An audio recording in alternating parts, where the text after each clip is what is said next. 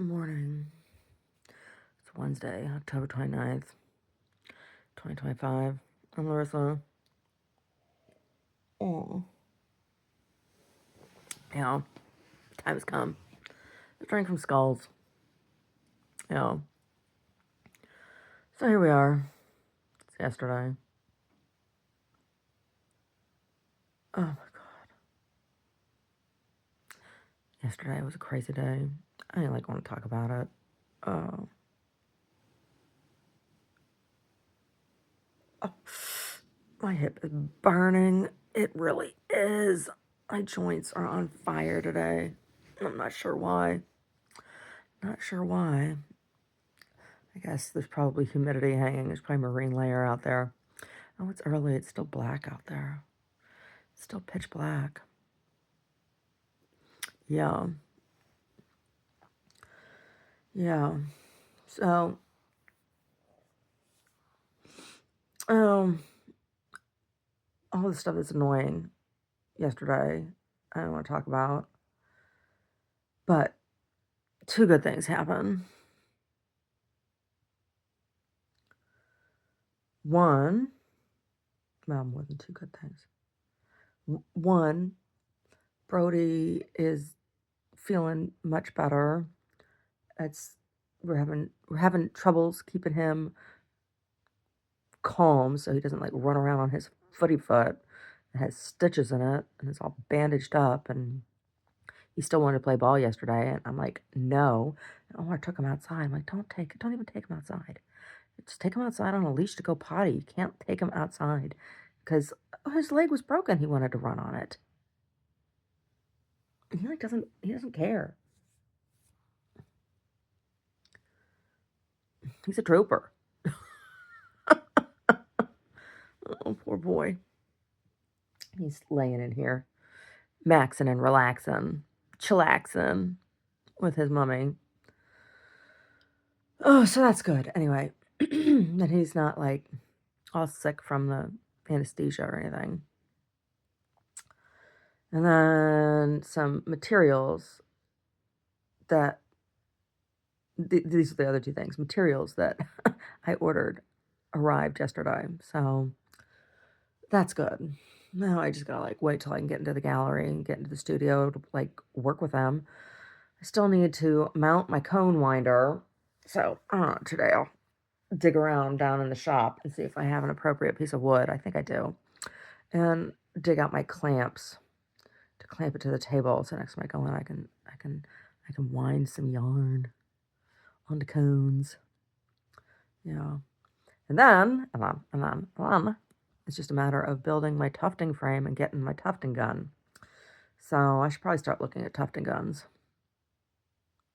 Yeah, I did some pricing just because I do every now and then, just to make sure that I'm getting the best pricing that I can for my print job. So, and I was thinking maybe I could work with somebody more local. It's an American company I'm working with. And I have no problem with their product and their turnaround and everything. It's good.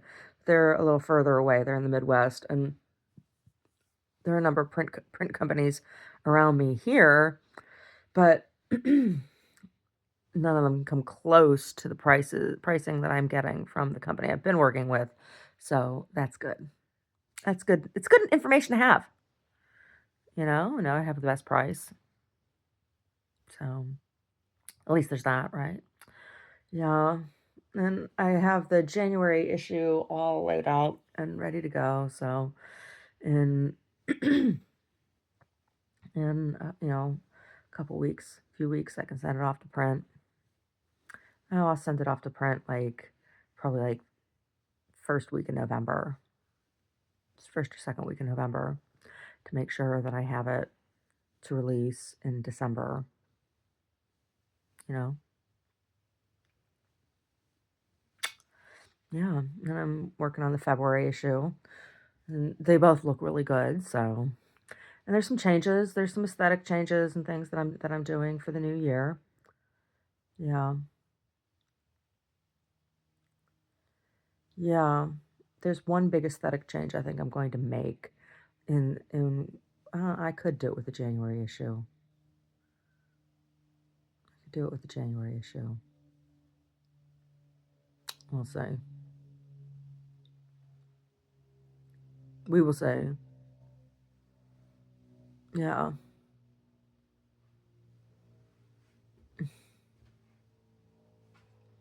Anyway, Brody, what are you doing?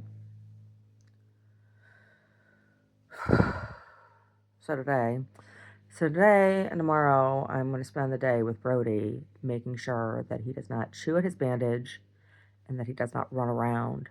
Because he, like, got all in Sassy's face last night because he was feeling rambunctious because he didn't get to run around outside like he normally does. And so I gotta keep an eye on him. Gotta keep an eye on him. Yeah. I'm gonna keep an eye on him. And stuff I'm gonna do. Oh, of course I'll work on the laundry, right? Of course I will. No, but I got stuff I'm gonna make. I'm gonna make a bunch of pierogies, so I'm gonna work on that today.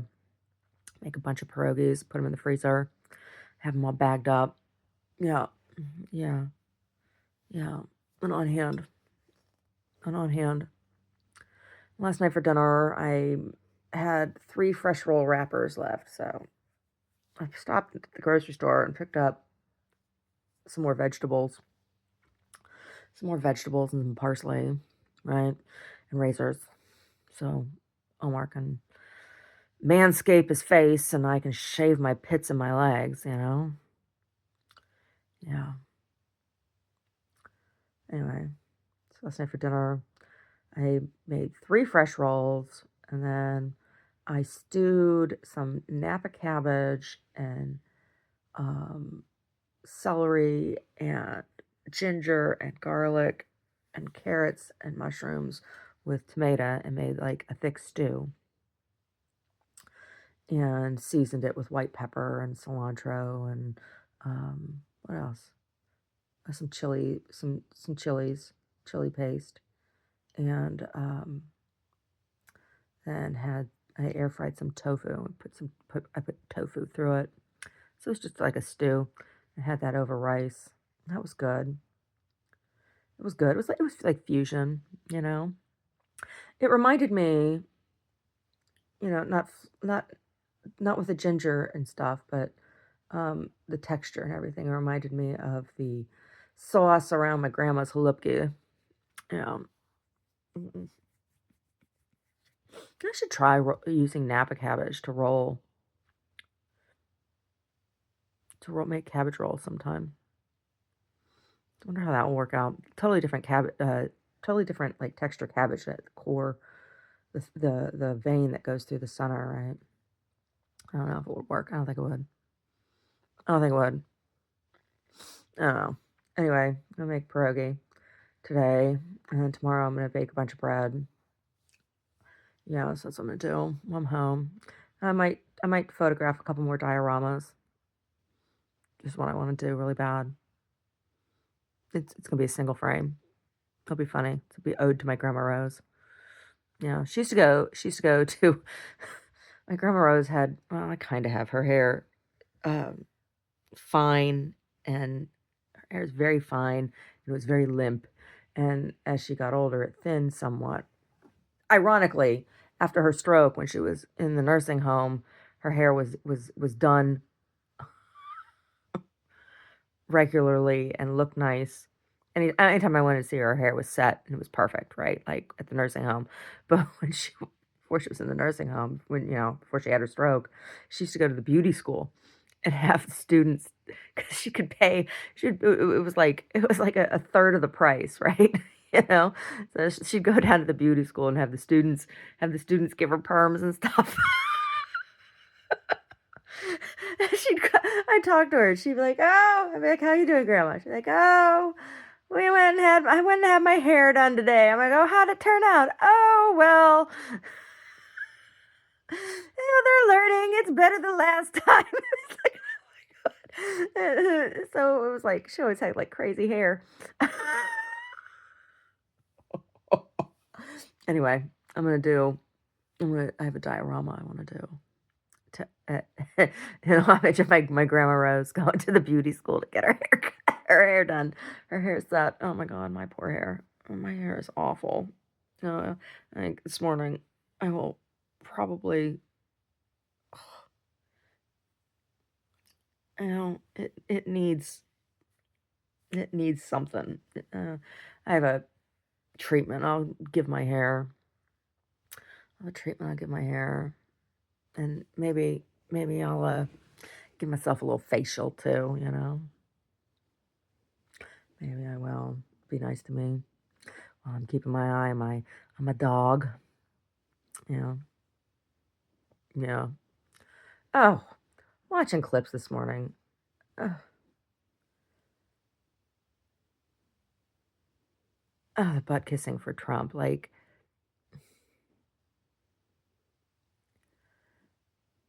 and then watching the, so this is the main difference between between the president of Ukraine and the president of the United States. This is the main difference. I mean, there's a lot of differences, but this is the main difference. President Trump requires to be given awards. He's seeking awards, right? President of Ukraine, President Zelensky, is busy giving recognition to his people. That sums it up, right? Right? So South Korea is giving Donald Trump a Golden Crown of Peacemaker award because he's like all bent on the Nobel Peace Prize, I guess. So it's like okay, we'll give you your trophy to take home.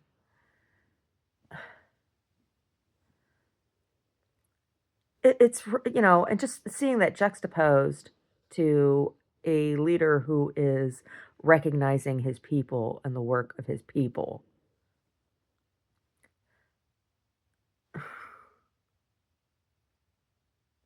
Come on. Come on, the American government is shameful right now. Totally shameful. I'm ashamed of my government. I'm ashamed of them. You know? And it's only my government by geographical location, The fact that I live here and that I was born in this country and all that shite. Because there is nobody in that cabinet that I elected, right? Oh, I just have to live here with the consequences of them being where they are for right now. And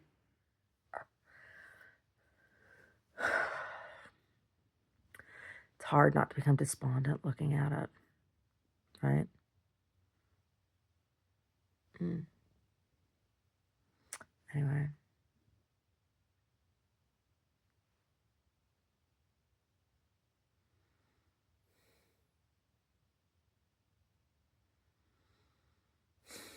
Anyway. So today, like I said, today is going to be pierogi making day.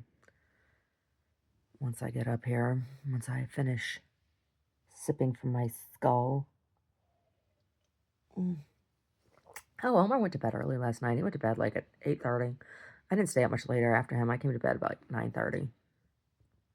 So it's still a pretty early night for both of us. Yeah. I was watching manufacturing videos. I like watching manufacturing videos. But it's interesting. What's really interesting to me is like the Chinese videos, like Chinese manufacture. Um,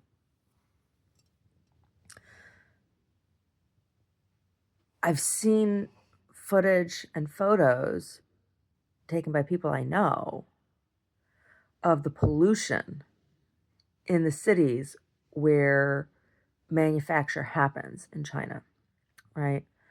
And then, inside when they show manufacture in China, they never show any of the dirty manufacture, right? Stuff that involves foundry and dye molds and all that shit. It's stuff that is like more clean room kind of thing. And it looks like workers are in safe conditions and everything and in those types of manufacturing situations. But there's a lot of pollution that comes out of heavy metal manufacture and stuff. And that stuff isn't shown, you know, because there was an artist. There was an artist in China. Was it the one that the government oppresses, has under like 24-hour surveillance? I don't remember. There was an artist in China. This was a number of years ago, because we were still living in this. Were we still living in the South Bay when I saw this story, or was this when we were living in Santa Rosa? I don't know, we were living in Santa Rosa. Anyway, they had this like vacuum that they were using to suck particulates out of the air every day, and they were making bricks out. They were compressing this material and making bricks out of it. And there was a sculpture that was made with these bricks that were made of pollutants pulled directly out of the air in this one particular city that was, you know, had a lot of metal manufacture, construction manufacture. So I mean that was very interesting to me. That was a very interesting piece to me. Yeah, and I thought about that piece. I thought about that piece when I collected the ash after the fires here in California and made that pigment for those test pieces, um, that I did. Those watercolor test pieces that I did. Yeah, I thought about that as I ground up that all that ash, those debris of people's homes scattered in my yard. Hmm. I'm kind of tired.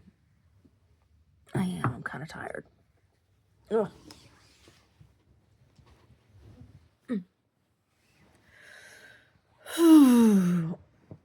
Yeah. So anyway, I like watching manufacture videos, process videos. I do, and oh, I've watched a lot of recycling process videos from Pakistan. They do a lot of recycling there in Pakistan, northern India, Kashmir area. And I think that's interesting. Those videos are very interesting. Yeah, a lot of children, a lot of young boys working in those factories. No shoes. Oh my God. Oh my God. Every time I see like the metal factories and they're working with tool and die and those giant hydraulic hammers and shit, I'm like, oh my God. And they're wearing flip flops or whatever. I'm like, oh, when I was in school, you know, we had a couple hydraulic presses and we had a vulcanizer and a couple treadle shears and angle bender and, you know, plus all our soldering stations and everything. It's like we had to wear boots. We had to wear closed-toed shoes in the studio. We weren't allowed to wear anything but. If I'd shown up to school in fucking sandals, they would have been like, "Go home, get some shoes." I see all those kids in those factories there, no, with flip flops or no shoes. You know, guys polishing aluminum, right? Polishing aluminum pots and stuff, and their hands and feet being covered in the buffing compound and the metal cast off. You know,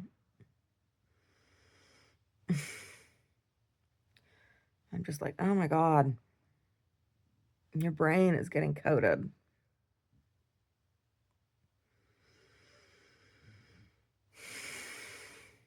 Yeah. I remember the time I got zinc poisoning at school. Yeah. Because we didn't have our ventilation hood wasn't strong enough. The studio is no longer down there in that basement anymore. They moved it up into rooms that have windows, you know. And I guess that's probably why, because that ventilation issue down there. But like we were in the we were in the basement of the Yamasaki building. And yeah, I was in the tool room, in the machine room, forging, doing some forge work. It was nice when I was working on my spoon, I think. Um, and my buddy Phil was raising a brass cup that he was then going to electroplate with silver, which he did. It was cool. Um, but anyway, he was kneeling. He was raising the copper or the brass cup, and the zinc fumes from the annealing process. Oh my God. My eyelashes fell out. I had a horrible headache, sick. I had to go home. And my mom accused me of like pulling out my eyelashes. I'm like, why would I do that? Why would I pull out my eyelashes? Like, what happened was I had reaction to the zinc. I rubbed my eyes. It happened in the car. It happened in the truck on the way home. I stopped. Eyes were itching. I rubbed my eyes, and my eyelashes all fell out when I rubbed my eyes. It was from the zinc poisoning. I had a horrible headache. I felt so sick for like 3 days. It was awful. I've never had a headache like that before. That zinc poisoning was terrible.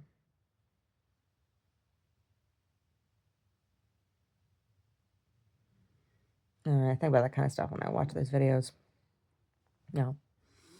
Mm, mm.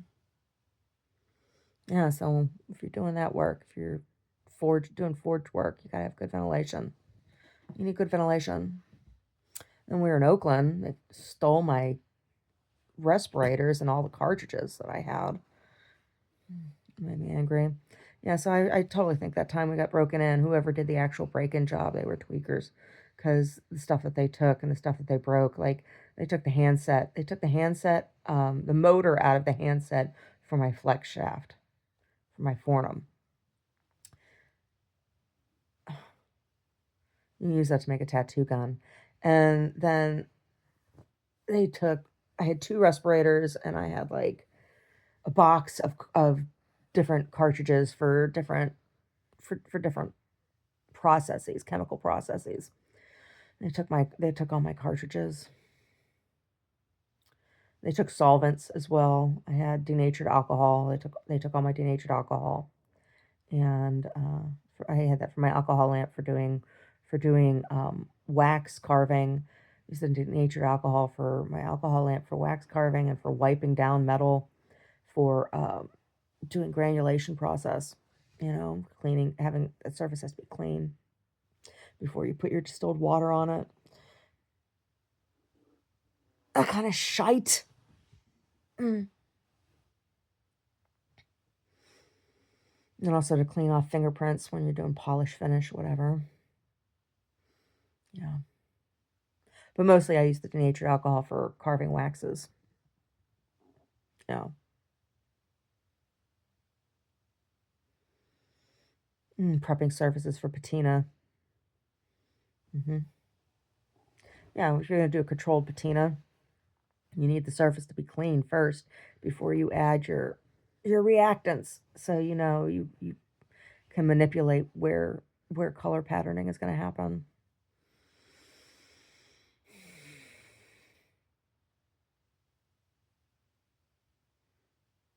Yeah. Oh man, I'm hurting real bad. Why am I hurting so bad today? I was sitting in that chair. I had this chair. I sat in this chair yesterday. It was like, oh, not good for me. Oh, ooh, hurting. I'm hurting real bad. I'm hurting real bad. I could use a good rubbing. Oh, anyway. Anyway, I'm gonna be lazy for a little bit longer before I get up and make some breakfast and wash my dirt ass and flip the laundry downstairs. There's laundry in the dryer that should be ready to be folded and stuff that's going to need to go into the dryer. I got towels down there. Put in towels last night, so put the towels in the dryer. Make the dough. No, I'll boil the potatoes first. Boil the potatoes and cook down the sauerkraut. And then I'll make the dough. And let the dough rest while the potatoes and the sauerkraut cool. I squeeze the sauerkraut. Squeeze it.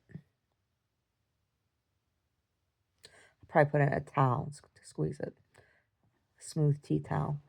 And you twist it and make like a squeeze out all the juices. Anyway. I don't have any cheesecloth, so I'll have to use a tea towel.